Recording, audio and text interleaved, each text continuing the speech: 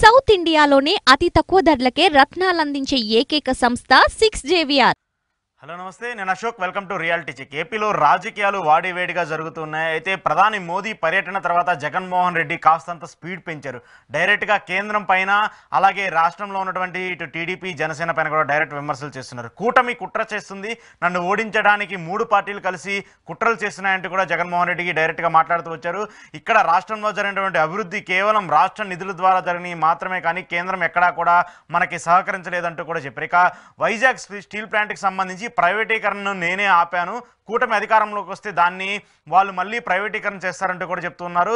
ఇక ఏపీకి రావాల్సిన నిధుల గురించి ఎందుకు కూటమి మాట్లాడలేదంటూ కూడా జగన్మోహన్ రెడ్డి డైరెక్ట్గా ప్రశ్నిస్తారు. అయితే ఇక్కడ ప్రధానంగా జగన్మోహన్ రెడ్డి మొదటిసారిగా మోదీని అలాగే కేంద్ర ప్రభుత్వాన్ని టార్గెట్ చేస్తూ మాట్లాడడం చూస్తూ వస్తున్నాం. ఎందుకంటే రాష్ట్రం వచ్చి ఇప్పుడు దాదాపు జగన్మోహన్ రెడ్డి 5 ఏళ్ల పాలన ముగుస్తున్నటువంటి నేపథ్యంలో ఇప్పటిదాకా ఎక్కడా కూడా టార్గెటింగ్గా మాట్లాడిన జగన్మోహన్ రెడ్డి ఇప్పుడు మోదీని టార్గెట్ చేయడం వెనక రహస్యం ఏంటి అంటూ కూడా ఇప్పుడు చూస్తున్నారు. సో ఇది కేవలం ఎన్నికల ప్రచారంలో భాగమేనా, లేదంటే ఇది కంటిన్యూ అవుతుంది అనేది కూడా చూడాల్సి ఉంది. సో దీని గురించి ఈరోజు రియాలిటీ చెక్లో డిస్కస్ చేద్దాము. రియాలిటీ చెక్లో నాతో పాటు డిస్కస్ చేయడానికి పొలిటికల్ అనలిస్ట్ పురుషోత్తం రెడ్డి గారు ఉన్నారు. పురుషోత్తం రెడ్డి గారు నమస్తే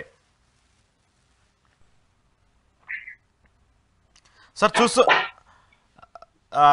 ఫస్ట్ మోదీ వచ్చిన తర్వాత, మోదీ రాకముందు రాజకీయం ఒకలా ఉంది, మోదీ వచ్చిన తర్వాత రాజకీయం ఒకలా ఉంది.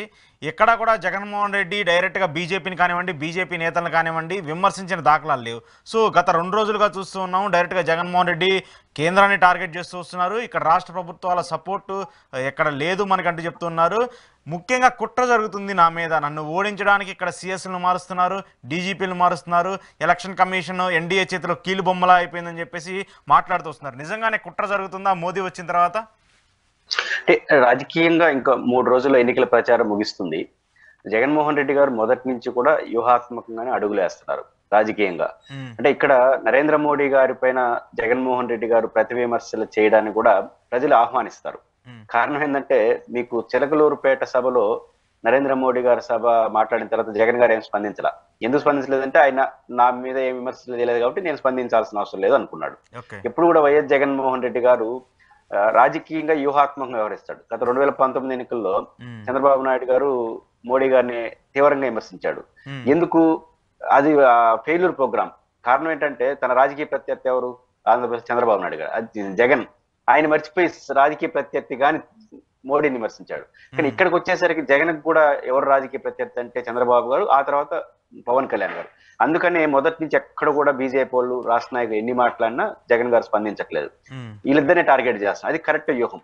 కానీ ప్రధానమంత్రి గారు, నిన్న అమిత్ షా గారు, ఈ ఇద్దరు 2 సభల్లో తరిగిన తర్వాత వాళ్ళు విమర్శల దాడి విపరీతంగా పెంచారు. బహుశా ఈ రోజు కూడా 3 సభలు జరుగుతున్నాయి, ఇంకా పెంచుతారు. కాబట్టి నరేంద్ర మోడీ గారు సభల్లో విపరీతంగా దాడి పెంచిన తర్వాత అనివార్యంగా జగన్మోహన్ రెడ్డి గారు స్పందించాల్సిన పరిస్థితి వచ్చింది. నిజానికి నరేంద్ర మోడీ గారు తీవ్ర విమర్శలు రాష్ట్ర ప్రభుత్వం మీద చేయడం జగన్ గారికి బాగా కలిసి వచ్చిందని నేను అనుకుంటాను. వ్యూహాత్మకంగా ఆలోచిస్తే 2 రకాలు. ఒకటి, నరేంద్ర మోడీ గారి నాయకత్వం తెలంగాణ ప్రభుత్వ, ఆంధ్రప్రదేశ్ ప్రజలు కొంత విభజన చట్టం అమలు, Visakha steel plant, railway zone, ప్రత్యేక హోదా పట్ల అసంతృప్తితో ఉన్నమాట వాస్తవం.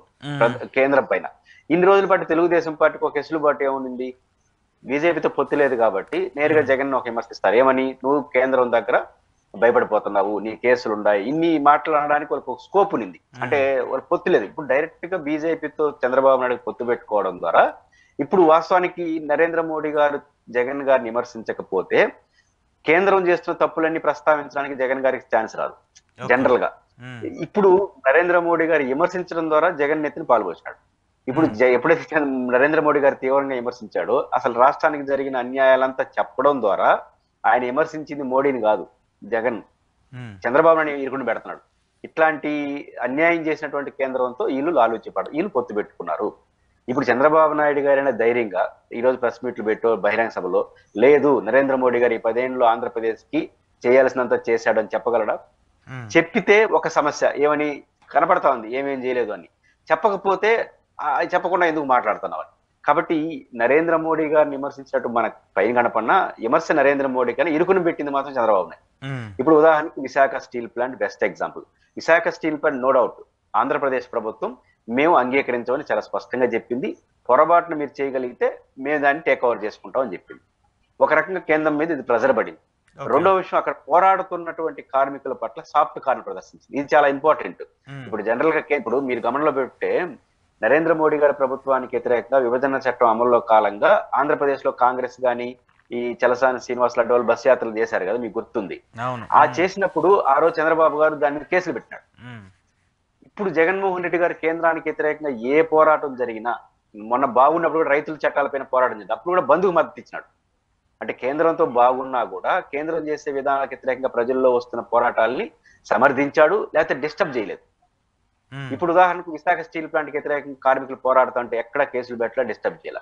అంటే నేను కేంద్రం పట్ల సానుకూలంగా ఉన్న ప్రభుత్వం పట్ల మీరు చేసే పోరాటాలకు సపోర్ట్ గా ఉంటాయని చెప్పి చంద్రబాబు గారు భిన్నంగా ప్రవర్తించాడు గతంలో. కానీ వీటన్నిటిని దృష్టిలో పెట్టుకుని జగన్ గారు ఈ వ్యూహాత్మకంగా అడుగులేస్తున్నారు. అది ఖచ్చితంగా నరేంద్ర మోడీ గారు ఒక అవకాశం జగన్ కి ఇచ్చారు, అవకాశాన్ని సద్వినియోగం చేసుకుని ఎఫెక్టివ్ గా అటాక్ చేసే ప్రయత్నం చేస్తున్నాడు. ఇంకొక విమర్శ కూడా ఆయన చేయడానికి ఏమొస్తుంది, మీరు పొత్తెందుకు పెట్టుకున్నారు, కేంద్ర ప్రభుత్వం మళ్ళీ వస్తుంది బీజేపీ కాబట్టి వాళ్ళ సహకారం కావాలని చెప్పారు. Well and good. ఎక్కడైనా సభల్లో మీరు ఇప్పుడు మోడీ గారు నాకు తెలిసి ఇప్పుడు 2 సభలు, అమిత్ షా గారు 1 సభ పెట్టారు కదా. చంద్రబాబు గారు కానీ, లోకేష్ గారు కానీ, పవన్ కళ్యాణ్ గారు కానీ మోడీ గారిని పొగడుతున్నారు, కానీ మోడీ గారిని పొగడుతున్నారు, జగన్ తిడుతున్నారు. సార్ ఇంకా విభజన చట్టంలో ఈ అంశాలు ఖాళీగా ఉన్నాయి, పెండింగ్ ఉన్నాయి, అవి చేసేయండి. ప్రత్యేక హోదా విషయంలో ఆలోచించండి, పోలవరం విషయంలో పైలట్ చేయండి. ఎక్కడ అడిగారు మీరు చూసారా? మరి జగన్ కూడా అడగట్లేదు కదా. జగన్ కూడా కానీ జగన్మోహన్ రెడ్డి గారు ఇదే ప్రధానమంత్రి అధికారిక సమావేశం విశాఖపట్నం, మీకు గుర్తుంది అనుకుంటా, ఆ విషయంలో స్పందించారు. కానీ అక్కడి నుంచి గవర్నమెంట్ నుంచి ఎక్కడా కూడా పాజిటివ్ రెస్పాన్స్ రావట్లేదు కదా. ఏదో జస్ట్ ఒక మొక్కుబడిగా ఒక మాట చెప్పేసి ప్రజల ముందు మేము ఆల్రెడీ అడిగాము వాళ్ళు ఇవ్వలేదని ఒక చెప్పుకునే విధంగా కనిపిస్తుంది. కానీ దాన్ని టార్గెటింగ్ గా ప్రజల్లోకి తీసుకెళ్లి ఫోర్స్ఫుల్ గా మేము గవర్నమెంట్ ని ప్రశ్నిస్తున్నాం పదే పదే అని ఎందుకు రావట్లేదు? ఏదో ఒకసారి ఒక సభలో మరిగినంత మాత్రాన అది ఖచ్చితంగా జరుగుతుందని నమ్మకం ఉండదు కదా. పాయింట్ ఏంటంటే పొలిటికల్ ప్రక్రియలో పొలిటికల్ ప్రాసెస్ లోనే జరుగుతుంది. ఇప్పుడు ఉదాహరణ కేంద్ర ప్రభుత్వానికి ఫుల్ మెజారిటీ ఉన్నప్పుడు రాష్ట్ర ప్రభుత్వం రాజకీయంగా అడగగల తప్ప ఇంకో మహా అంటే ఏం చేసి యుద్ధం చేస్తుంది. మన చంద్రబాబు గారి ఏమంటారు ధర్మ పోరాట దీక్షలు, ధర్మ పోరాట యుద్ధాలు, ఏమవుతుంది దానివల్ల బరస్ట్ అవుతుంది. పాయింట్ ఏంటంటే కేంద్రం పొలిటికల్ డెసిషన్స్ తీసుకున్నప్పుడు ఆ పొలిటికల్ డెసిషన్ కి వ్యతిరేకంగా రాష్ట్ర ప్రభుత్వం అడగగలదు, లేకపోతే అవిశ్వాస తీర్మానం కానీ ధర్నా చేయగలదు. ఇవన్నీ అయిపోయినాయి ప్రయోగాలు. కేంద్ర ప్రభుత్వం మేము ఇవ్వకూడదని నిర్ణయించుకున్నప్పుడు అడుగుతూ ఉండడం తప్ప రాష్ట్ర ప్రభుత్వాలు చేయగలిగింది ఏమి లేదు, ఎందుకంటే కేంద్ర ప్రభుత్వం వినట్లేదు. రెండో అంశం, ఇప్పుడు జగన్మోహన్ రెడ్డి గారు కలిసిన ప్రతి సందర్భంలో రిప్రజెంటేషన్ లో అవన్నీ ఇస్తున్నాడు. ప్రధానమంత్రి నరేంద్ర మోడీ గారి సమక్షంలోనే సార్ మీకు నాకు ఉన్న సంబంధం రాజకీయాలకు అతీతమైంది, అంటే రాజకీయంగా మేము మీతో లేము అంటూ ఇంకా మా దగ్గర పెండింగ్ ఉన్నాయి, విశాఖ స్టీల్ ప్లాంట్ సమస్య ఉంది, పోలవరం సమస్య ఉంది, ప్రత్యేక హోదా మీరు గమనంలో పెట్టుకుంటే ప్రత్యేక హోదా ప్రధానమంత్రి దృష్టిలో ముగిసిన అధ్యాయం, అంతే కదా, ముగిసిన ఆంధ్రప్రదేశ్ రాష్ట్ర ప్రజలకి అది ముగిసిన అధ్యాయం అని ఆయన చెప్పాడు. కానీ ముగిసిన అధ్యాయం అని చెప్పిన ప్రధానమంత్రి సమక్షంలో కాదు అని చెప్పాడు కదా జగన్మోహన్ రెడ్డి గారు. ఆయన ముందు చెప్పి ఆయన ఎట్లా స్పందిస్తాడనేది ఆయన ఇష్టం. As a chief minister of Andhra Pradesh స్పందించాడా లేదా, అంటే ఎంత స్పందించాలి, మనం అది కూడా స్పందించట్లేదుగా. ఇప్పుడు జగన్ గారి ధైర్యం ఏంటి, ఇంతకన్నా బాగా ఏమైనా తెలుగుదేశం స్పందించిందా? ప్రత్యర్థి తెలుగుదేశం పోల్చుకుంటారు కదా. నరేంద్ర మోడీ గారి విషయంలో పొత్తులో లేకపోయినా జగన్మోహన్ రెడ్డి గారు ప్రధానమంత్రిని ఇలా స్పందించాడు. ఇప్పుడు చంద్రబాబు గారు సభలో ఏం చెప్పచ్చు, రిక్వెస్ట్ చేయొచ్చుగా, సార్ మాకు విశాఖ స్టీల్ ప్లాంట్ విషయంలో క్లియర్గా ఉండండి, పోలవరం విషయంలో ఆలోచించండి అని అడగచ్చు. ఏ సభలో అడుగుతున్నాడా? రిక్వెస్ట్ చేయలేదు. అలాంటప్పుడు దీన్ని పోల్చుకుంటారు కదా. చంద్రబాబు నాయుడు గారు కేంద్రంతో ఎలా మాట్లాడుతున్నాడు, రాష్ట్ర చంద్రబాబు అనేది పోలిక అనేది ఖచ్చితంగా ఉంటుంది. కాబట్టి ఈ 2 రకాలుగా జగన్మోహన్ రెడ్డి గారికి ప్రధానమంత్రి గారు అటాక్ చేయడం అనేది ఉపయోగపడింది. ఓకే, ఈ ఉపయోగపడింది అనుకుంటున్నారా మీరు? ఎందుకంటే కూటమికి సంబంధించి ఇప్పుడు బేసిక్గా ఎవరైనా జగన్మోహన్ రెడ్డి కానీ ఇక్కడ ఉన్నటువంటి టీడీపీ జనసేన కానివ్వండి, లాబింగ్ జరుగుతుంటుంది, మీరు పొత్తులోకి రావాలని కొంత ఇంపాక్ట్ ఉంటుంది. ఎందుకంటే సెంట్రల్ గవర్నమెంట్ కలిసినప్పుడు ఖచ్చితంగా రాజకీయాన్ని కొంచెం శాసించే విధంగా ఉంటుంది. కానీ బీజేపీ ఇక్కడ ఏమి లేకుండా ఓన్లీ పొత్తు కోసమో లేదంటే నామమాత్రంగానో కలిసిందని అనుకోవాలా? ఇక్కడ ఎంతో కొంత గ్రాఫ్ పెరిగితేనో లేదంటే ఇక్కడ టీడీపీ గెలుస్తుందన్న ఒక నమ్మకం వస్తేనే కూడా కలిసే అవకాశం ఉంటుంది కదా. అంటే బేసిక్ గా నమ్మకం అపన రాష్ట్రంలో 2 పార్టీలు ఉన్నాయి. ఒకటి జగన్మోహన్ రెడ్డి గారి పార్టీ, 2 చంద్రబాబు గారి పార్టీ. జగన్మోహన్ రెడ్డి గారిని అడిగారు లేదు మన సమాచారం లేదు, కానీ జగన్మోహన్ రెడ్డితో బీజేపీ ఒంటరిగా పోటీ చేస్తే ఆ పార్టీకి నోటా చుట్టూ తిరుగుతున్నాయి ఓట్లు, అంతే కదా. ఇప్పుడు ఆ పార్టీ 1 సీటు రావాలన్నా 2 సీట్లు రావాలనే ప్రయత్నం చేయాలన్నా తెలుగుదేశం లేదా వైఎస్ఆర్ కాంగ్రెస్ పార్టీ ఏదో ఒక సపోర్ట్ ఉంటే తప్ప ఒంటరిగా గెలవలేరు, ఇది క్లియర్ కదా. కాబట్టి వీళ్ళకి 400 సీట్లు లేదా ఉత్తరాదిలో కొంచెం తగ్గితే మ్యాజిక్ ఫిగర్ అందుకోవడానికి ప్రతి సీటు ఇంపార్టెంట్. ఆ ప్రతి సీటు ఇంపార్టెంట్ అయినప్పుడు ఎవరు సహాయం తీసుకోవాలి? జగన్మోహన్ రెడ్డి గారు ఖచ్చితంగా దీంట్లో సహకరించడు. ఎందుకు సహకరించడు? ఆయన పోయినా నేను ఒంటరి సింహం అవన్నీ పక్కన పెడితే ఆయనకున్న పెరిఫెరీ ఏది చూసుకున్నా బీజేపీతో కలిస్తే ఆయనకు నష్టం రాజకీయంగా. కాబట్టి ఆయన కలిసే ప్రసక్తి లేదు. కలవడానికి ఈయన సిద్ధంగా ఉన్నాడు. కాబట్టి ఇప్పుడు రెండు పార్టీలు ఏదో ఒక పార్టీ ఉంటే ప్రయత్నం చేయొచ్చు. ఇప్పుడు బీజేపీ రాజమండ్రిలోనో అనకాపల్లి 4-5 చోట్ల గెలిచే అవకాశం ఉందని వార్తలు ఎందుకు వస్తున్నాయి? తెలుగుదేశంతో పొత్తు లేకపోతే అసలు వాళ్ళని పట్టించుకున్నాడు. ఇప్పుడు కాంగ్రెస్ కూడా పట్టించుకుంటున్నాడు. బీజేపీ కన్నా కాంగ్రెస్ 2019 ఎక్కువ ఓట్లు వచ్చినాయి. అయినా కాంగ్రెస్ కూడా పట్టించుకోవట్లేదు. కాబట్టి ఈ రెండు పార్టీల్లో ఏదైనా ఒక పార్టీ వస్తే ఒక సీటు 2 సీట్లు ప్రయత్నం చేయొచ్చు. ఆ వచ్చేది జగన్ రాడు, ఇంకా మిగిలిన చంద్రబాబు ఆయన వస్తానంటున్నాడు. ఆయన పోయిందే ఉంది. కాబట్టి అందువల్ల తప్ప ఇది గెలిచిపోతాడు. ఇప్పుడు జగన్ గారిని ఏమన్నా అడిగి ఆయన రానంటే వీళ్ళు వద్దనైనారా? కాదు కదా. అంటే బీజేపీకి వాళ్ళకున్న పరిస్థితుల్లో ఎవరెవరు కలవాలి, ఆ కలవడానికి చంద్రబాబు రెడీగా ఉన్నాడు, జగన్ రెడీగా లేడు. కలిసి ఆయనతో ప్రయత్నం చేస్తున్నారు. వస్తే ఒక సీటు, రాకపోతే ఏమీ రాదు. వాళ్ళు పోయిందే ఉంది. సో దాన్ని జగన్ అడ్వాంటేజ్ గా తీసుకుంటున్నాడా? సింపతి గెయిన్ చేయడానికి ఏమన్నా? ఇప్పుడు మోదీ వచ్చారు, మనల్ని తిడుతున్నాడు, నన్ను ఓడించడానికి కుట్ర జరుగుతుంది, దానికి సంబంధించి ఇక్కడ డీజీపీలను మారుస్తున్నారు, కొత్త వాళ్ళని వేస్తున్నారు, ఈ కూటమి అంతా కలిసిపోయింది అంటే ఓటమి భయం ఏమైనా కనిపిస్తుందా? లేదంటే ఇది కూడా ఒక సింపతి డ్రైవ్ చేయడానికి ఏమన్నా ఛాన్సెస్ ఉన్నాయా? సింపతి కాదు. నరేంద్ర మోడీ గారి ఇప్పుడు నరేంద్ర మోడీ గారు తెలుగుదేశంతో కలవడం ద్వారా తెలుగుదేశంకి ఒక డిఫికల్ట్. ఎందుకంటే ఇప్పుడు ముస్లిం రిజర్వేషన్స్, మైనారిటీ రిజర్వేషన్స్ వీటికి సంబంధించి కొంత ఇబ్బంది. ఆ సెక్షన్ లో తెలుగుదేశానికి ఉండే 4 ఓట్లు డిస్టర్బ్ అవుతాయి. రెండో పాయింట్, రాష్ట్రానికి తెలిసిన రైట్స్ కి సంబంధించిన విషయాల్లో ఇంకా ప్రజలకి వ్యతిరేకత ఉంది, అది యాడ్ అవుతుంది. మూడో విషయం ఎలక్షన్ కమిషన్. ఇప్పుడు ఎలక్షన్ కమిషన్ ఇప్పుడు ఉదాహరణకు వాళ్ళ సొంత రాష్ట్రాల్లో ఏ విధంగా రోజుకొక ఎస్పీని, రోజుకొక డీజీపీని, రోజుకొక డిఐజీని మారుస్తున్నారా? కలెక్టర్లు మారుస్తున్నారా? ఎలక్షన్ ఇంకో 4 రోజుల ముందు డీజీపీని మార్చడం ఏంటి? ఇప్పుడు కూడా ఇంక 4 రోజుల ముందు సిఎస్ ని మార్చమని ఇలా అడగడం ఏంటి? వాళ్ళు పరిశీలించడం ఏంటి?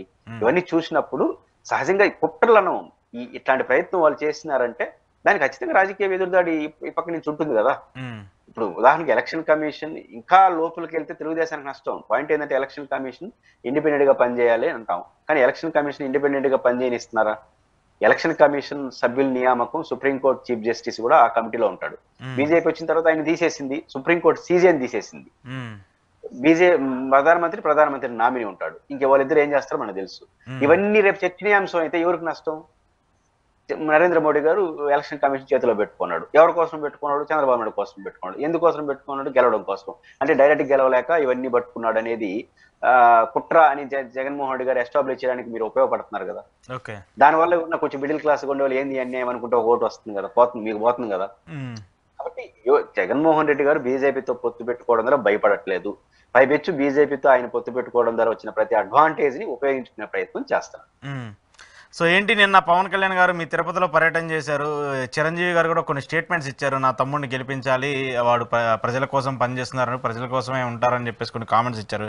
ఏమన్నా ఇంపాక్ట్ ఉంటుందా? ఎందుకంటే ఆయన కూడా పార్టీ పెట్టి పోటీ చేసి 18 స్థానాలు గెలిచినటువంటి లీడరు, ఇంపాక్ట్ ఉన్న పర్సన్. ఏమన్నా కనిపిస్తుందా? మీరు 2 అంశాలు ఉన్నాయి. ఒకటి, నిన్న పవన్ కళ్యాణ్ గారు చంద్రబాబు నాయుడు గారు తిరుపతిలో, నేను తిరుపతిలో ఉంటాను కాబట్టి పబ్లిక్ మీటింగ్ పెట్టారు. దాంట్లో రొటీన్ ఆరోపణలు చేసినారు. చిరంజీవి గారు 2 వేరువేరుగా చూద్దాం. ఫస్ట్ ఆఫ్ ఆల్, తిరుపతిలో పెట్టిన సభలో పవన్ కళ్యాణ్ గారు సమాచారం ఉండి మాట్లాడుతున్నాడా లేదా ఎవరైనా రాయించి మాట్లాడారు? 2-3 బ్లెండర్స్ సెట్ ఉంటాయంటే ఆయన వ్యవహారాలు. చంద్రబాబు నాయుడు గారట S V university students union chairman గా పనిచేసినాడట. తమాషా ఏంటో తెలుసా? పెద్దిరెడ్డి రామచంద్రారెడ్డి గారు, ఈయన వైర వర్గాలు, ఎప్పుడు విద్యార్థి సంఘాల్లో పెద్దిరెడ్డికి వ్యతిరేకంగా పోటీ చేయడం భయపడి ఈయన అసలు పోటీ చేయలేదు.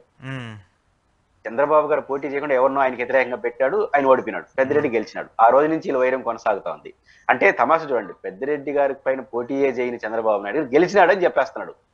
అంటే మరీ తిరుపతిలో అంత అమాయకులా ఏం చెప్తే తినడానికి. రెండో విషయం, ఇంకొక కీలకం చూడు, అమర్ రాజా ఫ్యాక్టరీ వెళ్ళిపోయిందంట తిరుపతిలో పక్కన, నాకు ఇంటికి 5 కిలోమీటర్ల దూరంలో ఇప్పటికే ఉంది అమర్ రాజా ఫ్యాక్టరీ. అమర్ రాజా వెళ్ళిపోయింది అంటాడు.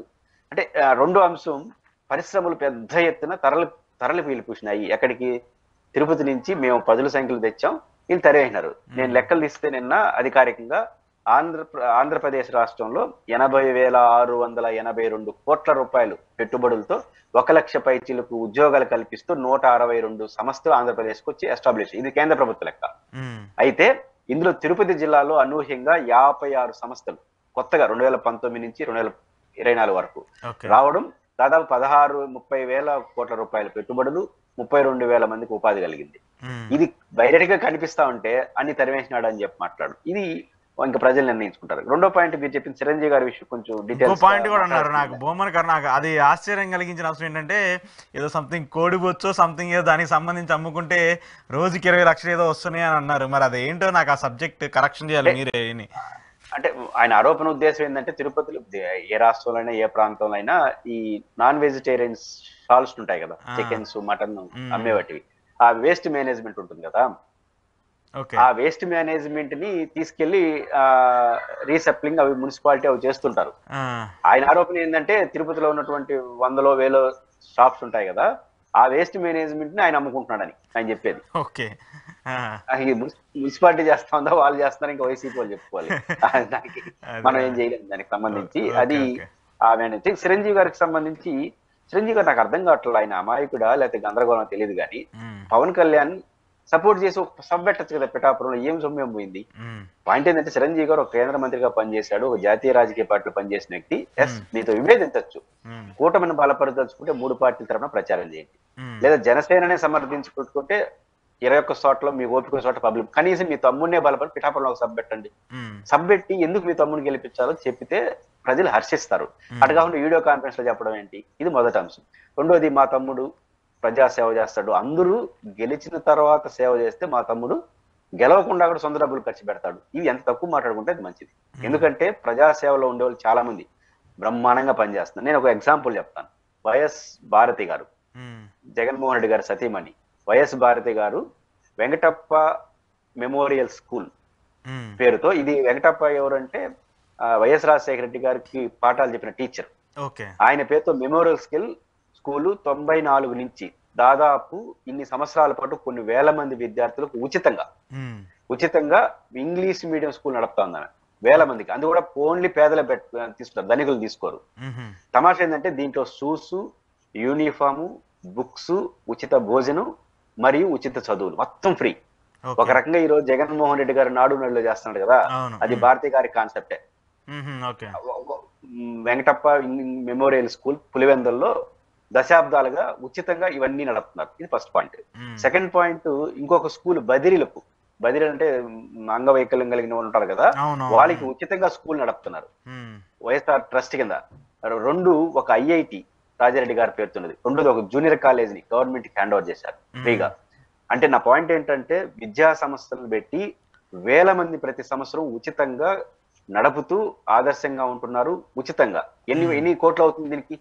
మీరు ఎప్పుడో 1 కోటో 2 కోట్లు 10 కోట్లు ఒక దానం ఇవ్వడం కాదు. ఆమె ఒక కన్స్ట్రక్టివ్ గా భారతి గారి నాయకత్వంలో చైర్పర్సన్ గా నడుపుతా ఉంది. ఇది ఈ రోజున చెప్పిందా? ఎవరు ప్రపంచానికి గడిచింది ఆమె ఈ రోజు చెప్పుకోవాలా, దానం చేస్తాను ఏమేమి చెప్పుకోవాలా. రెండో విషయం, కొన్ని వేల మంది ప్రజలకు నిరంతరం వాళ్ళు సేవ చేస్తుంటారు. వైఎస్ఆర్ చారిటబుల్ ట్రస్ట్, ఆమె చైర్మన్ దానికి. కానీ ఇంత పెద్ద ఎత్తున వాళ్ళు చేస్తున్న దాన్ని ఏ రోజన్నా భారతి గారు ఈ రోజు సభలో పులివెందుల్లో తిరుగుతున్నారు కదా, ఎక్కడన్నా పోయి అమ్మ నేను మీ పులివెందుల్లో స్కూల్ పెట్టానని ఏ రోజు చెప్తున్నాను. దానం చేసేవాళ్ళు, సహాయం చేసేవాళ్ళు, దాతృత ప్రదర్శించే వాళ్ళు ప్రజలు గుర్తించాలి, మనం చెప్పుకోవడం కాదు. కాబట్టి నేను 2 కోట్లు ఇచ్చాను, నేను 1 కోటి ఇచ్చాను, నేను సంపాదన ఇచ్చాను. ఇప్పుడు భారతి గారి నిర్వహణ స్కూల్స్ నిర్వహణకు ఎవరిస్తారు? వాళ్ళ డబ్బులే కదా, వాళ్ళ సంపాదనే కదా. కాబట్టి చిరంజీవి గారు ఈ విషయాలు, ఇప్పుడు ఇట్లాంటి వాళ్ళు, నేను భారతి గారు ఉదాహరణ చెప్తున్నాను, కానీ ఇట్లాంటి వాళ్ళు కొన్ని వందల మంది రాష్ట్రంలో పేదలకు ప్రజలకు సహాయం చేసే వాళ్ళు ఉన్నారు. చిరంజీవి గారు కూడా చేయొచ్చు. అది క్రైటీరియా ఎన్నికల్లో గెలవడానికి. పవన్ కళ్యాణ్ గెలవాలంటే ఈ రోజు రాష్ట్రంలో ఆయన ఏం చేయదలుచుకున్నాడు? తెలుగుదేశం వైసీపీ భిన్నమైన ప్రభుత్వం ఇవ్వాలనుకొని ఆయన చెప్పాడు, మళ్ళీ ఆయనతో కలిసి కూర్చున్నాడు. వీళ్ళిద్దరి రాష్ట్రానికి నష్టం అని చెప్పాడు, మళ్ళీ ఆయనతో కలిసిపోయినాడు. కేంద్రం పాచిపోయిన లడ్డు అంటాడు, మళ్ళీ వాళ్ళతో కలుస్తాడు. అంటే రాజకీయం అంటే ప్రజలు ఎందుకు హర్షిస్తారంటే నువ్వు రాజకీయ క్రెడిబిలిటీ ఉండాలి. వ్యక్తిగతంగా ఎవరికి సహాయం చేసి ఇది కాదు, దాంతో గెలవరు ప్రజలు యాక్సెప్ట్ చేయరు. కాబట్టి అది గమనంలో పెట్టుకుని ఆయన వ్యవహరిస్తే మంచిది. చిరంజీవి గారు ఇప్పటికైనా ఆయన స్థాయి, ఆయన హోదా పెరగాలన్నా, గౌరవం నిలబడాలన్నా నేరుగా వచ్చి పవన్ కళ్యాణ్ గారికి బహిరంగ సభ పెట్టండి, సమర్థించండి. ఎందుకు రాజకీయ విషయాలు మాట్లాడండి. సేవా దృక్పథం ఆడితే ఆయనతో పోల్చుకుంటే చాలా మంది ఇంకా ఎక్కువ సేవలు చేస్తారు, దానివల్ల పెద్ద ప్రయోజనం ఉండదు. ఓకే, సో ఇప్పుడు అయితే ఏం ఇంపాక్ట్ ఉంటుందా? ఒక 1% ఏమన్నా ఓట్ బ్యాంక్ ఏమన్నా గెయిన్ అయ్యే అవకాశం ఈ కాపు ఫ్యాక్టరీ ఏమన్నా పనిచేస్తుందా? నేనంటుంది అంటే చిరంజీవి గారి అభిమానులందరూ పవన్ కళ్యాణ్ అభిమానులే, పవన్ కళ్యాణ్ అభిమానులందరూ అల్లు అర్జున్ అభిమానులే. కాబట్టి హీరోలు ఈ కుటుంబంలో ఉన్న ఇప్పుడు సూపర్ స్టార్ కృష్ణ అభిమానులందరూ మహేష్ బాబు అభిమానులే కదా.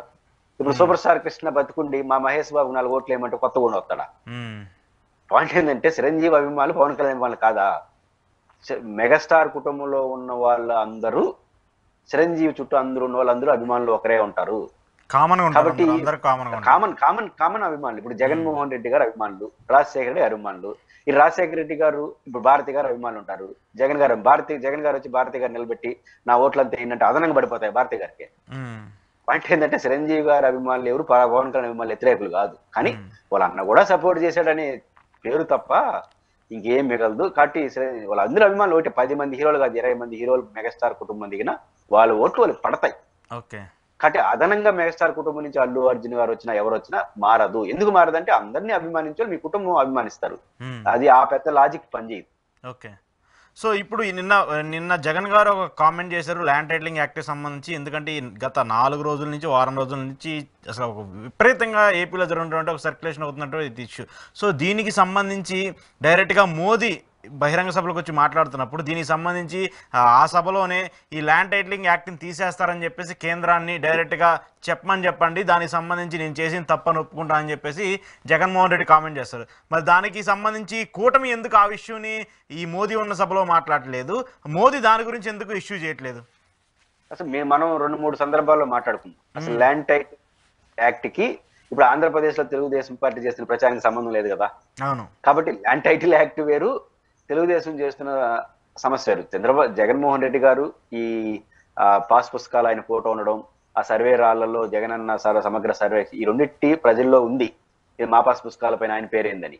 ఇట్లాంటి వాతావరణం ఉన్నప్పుడు రిజిస్ట్రేషన్ ప్రక్రియలో జిరాక్స్ పేపర్లు ఇచ్చి ఆధునీకరణ వచ్చినప్పుడు దాన్ని డైరెక్ట్ గా అటాక్ చేస్తా. ప్రజల్లో కొంచెం గందరగోళం ఉంది కదా, ఆ గందరగోళానికి జగన్మోహన్ రెడ్డి చట్టం చేసేసినాడు అని చెప్పేస్తున్నారు. యాక్ట్ లో ఇవేమి లేవు, యాక్ట్ లో జగన్మోహన్ రెడ్డి గారు ఫోటో పెట్టాలంట, యాక్ట్ లో జగనన్న సురక్ష ఇవేమి లేవు కదా. యాక్ట్ వేరు, ఈ రోజు జరుగుతున్న ప్రచారం. కాబట్టి యాక్ట్ గురించి అటు చెప్పరు. పైపెచ్చు ఈ యాక్ట్ చేయమని కేంద్రం చెప్పింది, దానికి 250 కోట్ల రూపాయలు డబ్బులు కూడా ఇచ్చింది కేంద్రం. ఇప్పుడు ఆయన ముందు అది చెప్తే ఆయన ఒప్పుకుంటాడా? ఖచ్చితంగా చెప్పలేరు. కాబట్టి ఆ సభలో ఇవేమి చెప్పరు. మరి ఏపీ బీజేపీ మాట్లాడుతుంది కదా దాని గురించి, ఏపీ బీజేపీ మాట్లాడుతుంది, కేంద్రం ఉన్నప్పుడు మాత్రం వీళ్ళు దాని గురించి మాట్లాడలేదు. కాబట్టి జగన్ గారు దాన్ని ఇరిటేట్ చేస్తాడు, డిమాండ్ చేస్తాడు. అయ్యే బాబు కేంద్రం చెప్పిన చట్టాన్ని మేము చేస్తున్నాము, దమ్ము ఉంటే ఆ ఏపీ చట్టం చేస్తానని ప్రధానమంత్రి ముందు చెప్పండి అంటాడు. ప్రధానమంత్రిని ఒప్పించని అంటాడు. వాళ్ళు చెప్పరు. ఎందుకు బీజేపీ కూడా ఏమనరు? ఎందుకంటారంటే వీళ్ళు ఇచ్చిన మేనిఫెస్టో మాకు సంబంధం లేదు కదా. మీరు ఆంధ్రప్రదేశ్ జనసేన తెలుగుదేశం ఇచ్చిన మేనిఫెస్టో ఆశీస్సులు తప్ప ఆమోదం లేదు కదా. కాబట్టి వాళ్ళు ఏమి రాసుకుంటే మాకేందని వీళ్ళు అంటారు. కాబట్టి ఇది దోబూచులు ఆడుతుంటారు. కానీ జగన్ గారు దానికి కార్నర్ ఖచ్చితంగా చేస్తారు. చూద్దాం ఈ ఇంపాక్ట్ ఎంత ఉంటుంది మోదీ కామెంట్స్. ఈ వారం ఇంకా ఎక్కువ రోజులు లేవు, 2-3 రోజులే. ఈ 2-3 రోజులు ఇంకెన్నెన్ని వ్యాఖ్యలు చూడాలో చూద్దాం. థ్యాంక్ యూ పురుషోత్తం రెడ్డి గారు. ఇది ఈరోజు పురుషోత్తం రెడ్డి గారితో ఎక్స్క్లూజివ్ రియాలిటీ చెక్. చూస్తూనే ఉండండి ఈహా టీవీ.